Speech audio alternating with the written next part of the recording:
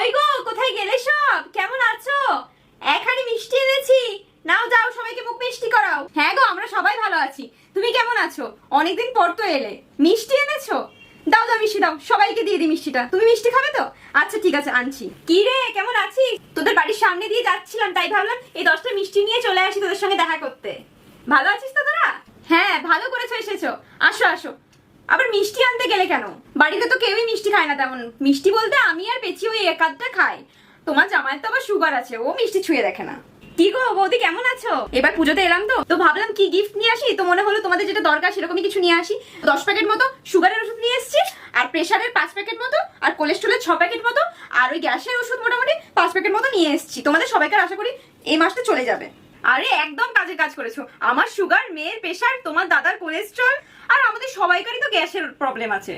ভালোই হলো, গোটা 1 মাস পর্যন্ত আর ওষুধ কিনতে হবে না। একদম কাজের কাজ করেছো।